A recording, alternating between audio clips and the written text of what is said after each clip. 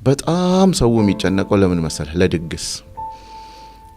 ለድግስ ምን ጨነቀውን ያህል ለትዳራችን መጨነቅ አለብን። እንጠናናለን ብለው ትዳር ውስጥ የሚደረጉ ነገሮችን ሁሉ ትክክለኛ ባልሆነ መንገድ አድርገው ትዳርን ውጪ ጨርሰው እቤት ሲመጡ ምን ሊኖሩ ነው? አንዳንድ ጽሁፎች እኮ የተዋደዱ ሰዎች አይጋባም ይላል። 85% ትዳርማ ድሮ ቀረ የሚሉ ሰዎች አሉ። አራ የድሮውማ ባርነት ነው ያሁኑ ይሻላል ይላሉ። ይኸውልህ ፍቅር ማለት ይሄ ሃኒ ስዊቲ ማሬ በሬዱ አነኔ ይሄ አይደለም። አግብቶ ይረጋጋ የሚባል ነገር ዓለም ላይ የለም። ያልተፈቀደችልህን ሴት ስትለፋ ትውላለህ እንጂ አታገባትም።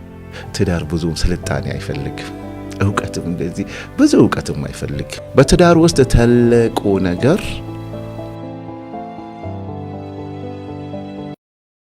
ትዳርማ ድሮ ቀረ የሚሉ ሰዎች አሉ። አራ የድሮውማ ባርነት ነው ያሁኑ ይሻላል ይላሉ እህቶቼ ማለት ነው። ለኔ ግን ትዳር ብዙም ስልጣኔ አይፈልግም፣ እውቀትም እንደዚህ ብዙ እውቀትም አይፈልግም። ድሮ ቀረ የሚሉት እንደ ድሮ እናት እኔን እያፈነኝና እየተጫነኝ ሊያኖረኝ ያፈልጋል እንዴ? ጉግል ያመጣብን ጣጣ። ትዳር ራሱን የቻለ ካራክተር አለው። ለተማረውም ላልተማረውም ገጠር ላለችውም ዩሮፕ ላለችውም ከተማ ላለችውም ትዳር ነው። በትዳር ውስጥ ትልቁ ነገር አላህን አለመርሳት።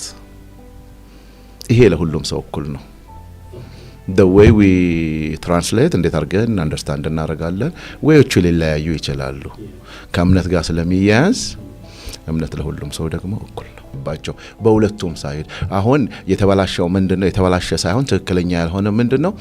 እንጠናናለን ብለው ትዳር ውስጥ የሚደረጉ ነገሮችን ሁሉ ትክክለኛ ባልሆነ መንገድ አድርገው ትዳርን ውጪ ጨርሰው እቤት ሲመጡ ምን ሊኖሩ ነው እንጂ ሁለቱም ችግር የለውም እኮ። እውነት ነው። ያልተፈቀደችልህን ሴት ስትለፋ ትውላለህ እንጂ አታገባትም። ያልተፈቀደልሽን ወንድ የፈለግሽውን ተራራ ትቧጥጭ ያለሽ እንጂ አታገቢም። ለዚህ ነው ትዳር የፈጣሪ የሚሆነው። ማንን እንደምታገባ አታቅም። ተወደዋለህ። ማግባት የመጨረሻው ውሳኔ የአላህ ብቻ ነው። ፈጣሪ ካልፈቀደ አታገባም። ሁሉም ሰው የተጻፈለትን ያገኛል። ለዚህ ነው ትዳር እምነት ነው። ትዳር የፈጣሪ ነው። እንደውም አንዳንድ ጽሁፎች እኮ የተዋደዱ ሰዎች አይጋባም ይላል። 85% እንደውም ወደ 90 የሚያስጠጉት ጥናት ነው። የተዋደደ ሰው ሁሉ መውደዱ ብቻ አይደለም ትዳርን የሚያወጣው።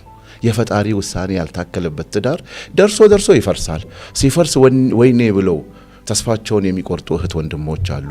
ነው ለበጎ ነው። አልተፈቀደልም። ብትገባበት ጥሰህ ራሱ ሌላ ቀጠና ውስጥ ነው የምትገባው።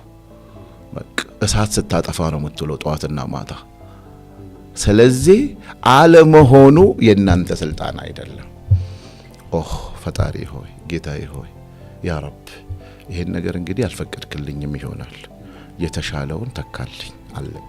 ይሁን ብዬ እኮ ነው ያገባሁት የሚሉ እህት ወንድሞች ይገጥሙኛል። ይሁንታው ከላይ ስለተሰጠሽ ወይም ስለተሰጠ ነው። እድሜሽ ስለሄደ አይደለም እዛ ሰውዬ ላይ የወደቅሽው። ሪዝቁ ስለሆንሽ ያንቺ ሪዝቅ ስለሆነ ማይንድ ሴቱ ነው መስተካከል ያለበት።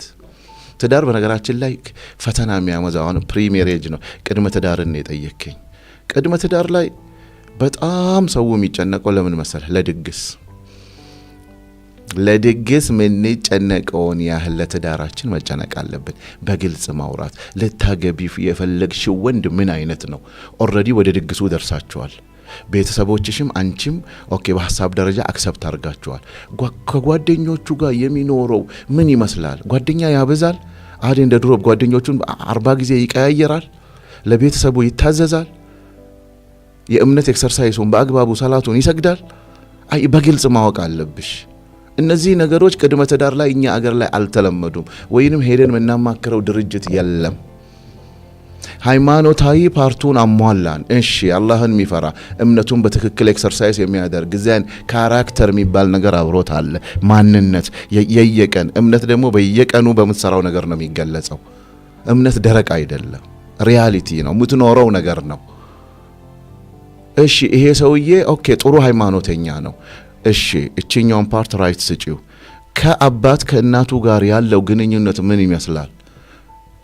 ይሄን ዳሩልንና ሲያገባ ይረጋጋል። በጣም የተሳሳተ አባባል። ዳሩትና ይረጋጋ ይላሉ አንድ ቤት ላይ። እንግዲህ ሚስጥር እናውጣ እስቲ ዛሬ። እሾሃማ የሆነን ወንድ አንዲት ምስኪን በስነ ስርዓት ቅብጥ ብላ ያደገችውን በማይመለሱ ሽማግሌዎች ወይንም የሃይማኖት አባቶች በአገር መሪዎች ይሄዳል። እነሱን እምቢ ላለ ማለት ግን እቺን ምስኪን ልጅ ወስዶ እሳት ውስጥ ያስገባታል። አንዳንድ ጊዜ አግብቶ ይረጋጋ የሚባል ነገር ዓለም ላይ የለም። ስትመርጡ የተረጋጋ ምረጡ። ሉክ እዚህ ጋር ነው እምነትና ካራክተር የሌለው ሰው ያስቸግራል። እነዚህ ሁለቱ ነገሮች ለምንም ነገር መሰረት ናቸው። ካራክተሩ የቀን የዕለት ተዕለት ስራው እኮ ማንነቱን ይገልጻል። ከሰው ጋር ሲያወራ ማንነቱ ይገለጻል። ከእናት ከአባቱ ጋር፣ ከሃይማኖት አባቶች ጋር፣ ከታላቅ ጋር፣ ከታናሽ ጋር፣ ትምህርት ቤት፣ የሥራ ቦታ፣ ኦልዌይስ ላይፉ ማለት ነው። ደብቆት መኖር የማይችል ካራክተር የሚባል አለ። አስገብቼ ያስተካክለዋለሁ ሌላ ጥያቄ ነው። አይስተካከልም። ተስተካክሎ ነው ማግባት ያለበት። ቤተሰብ በደንብ እዚህ ጋር ፕሊስ፣ እውነት ነው ምለው እዚህ ጋር አላህን እንፍራ። ትክክለኛ ያልሆኑ ልጆቻችሁን መግራት ሲያቅታችሁ ሲያገባ ይስተካከላል ብላችሁ ምንም የማታቆም፣ በተለይ ይሄ የሴት ቤተሰብ አይደለም፣ በወንድ ቤተሰብ እኔም ወንድ ነኝ ቅራ ይበላችሁ። የወንድ ቤተሰብ በተለይ የወንድ እህት ቀንዳሙ ወንድምሽን ለምስኪኗ ጓደኛሽ አትዳሪው። ብላክ ኤንድ ዋይት። ለዚህ ነው የፈለግኩ ዛሬ ምንም ቤት ውስጥ እኮ መያዣ መጨበጫ ያጡለትን ማለት ነው። ወንድሜ ጥሩ ነው ደግሞ እኔ ሚዜ መሆንልሽ ብለሽ አታሳስቺ። እዘኝላት ለሷ እንትን ነው ይወልሽ። የሰው ልጅ በሚኖረው በሶስት ህግ ብቻ ነው የሚኖረው፣ ፍቅርን፣ ሰላምንና እዝነትን። ይሄ የሰው ልጅ መኖሪያ ነው፣ ደግሞ የአላህም ቃል ነው። እነዚህ ሶስቱን አንቺ ውስጥ እንደምትፈልጊው ለጓደኛሽ ፈልጊላት። ደግሞ እምነት ነው እኮ ለራስ የምትፈልገውን ነገር ለወንድም ለእህት እስካልፈለግ ድረስ አላመንክም ነው። እምነት ነው የሚባለው እኮ። እምነት እንደዚህ ነው የሚፈታው። በኩል ብዙ ጊዜ ማግባት ይችላል ወይ? ማግባት መቻሉ ለአቅመ ትዳር መድረስ ምንድነው? እሱ ለአቅመ ትዳር መድረስ ማለት የመጀመሪያው እድሜ ነው። ማቹር ነው ወይ? ሁለተኛ ምንድነው? ማኖር ይችላል ወይ? በቃ this is reality። መቀየር የማንችለው ህጎች ናቸው። ማኖር ተጋብተን እንለማመዳለን አይቻልም። በሸሪዓም እንደዛ አይደለም። ቢያንስ የአንድ አመት ቀለብ ይላል ዲቴይል ስንገባ ማለት ነው። ስለዚህ ምንድነው ማለት ነው? ለአቅመ ትዳር መድረስ አለበት፣ እድሜው መድረስ አለበት። ከዛ በኋላስ ማኖር ይችላል ወይ? ይሄ እኮ ክሊር ነው እኮ። ማኖር የሚችል ሰው ሁሉ ያግባ፣ የማይችል ሰው ደግሞ እስኪችል ድረስ ይጠብቅ እኮ ነው። ይጾም አይደል ረሱል አለይሂ ሰላቱ ወሰላም ያሉት? ታዲያ ፕሪንሲፕሉን እኮ ወደ እውነታው ስንገባ ስለመረሳ ነው። ለአቅመ ትዳር ደርሶ ሚስቱን ማኖር የሚችል ከሆነ፣ እምነት ያለው ከሆነ፣ ካራክተሩ ጥሩ ከሆነ እንደ the door is open። በቃ ምንም ነገር ያ አሁን ምን ሆነ? የትዳር መጠየቂያዎች በቤተሰብም በአግቢዎችም እንትን መጽሐፉ ተገለበጠ። ጓደኛሽ ስላገባች ብቻ አንቺ መቼ ነው የምታገቢው? አላገባሽም እንዴ? ጓደኞችሽ ሁሉ አገቡ። ሄይ ይሄ የማህበረሰብ ምንድነው? ሃራስመንት፣ ይሄ ማስጨነቅ ኦልሞስት እንደ ድፍረት ነው የሚቆጠረው። ሰላም ማሳጣት። ጓደኞች ስላገቡ አይደለም ማግባት ያለብሽ። ጓደኞቼ ያገቡ ሳይሆን ትክክለኛ ትዳር ነው ማግባት ያለብህ። ጓደኞቼ ስላገቡ አይደለም አንተ መታገባ። ትክክለኛውን ትዳር እምነት ነው ብለናል። ስለዚህ ይሄ ነው መለየት ያለበት።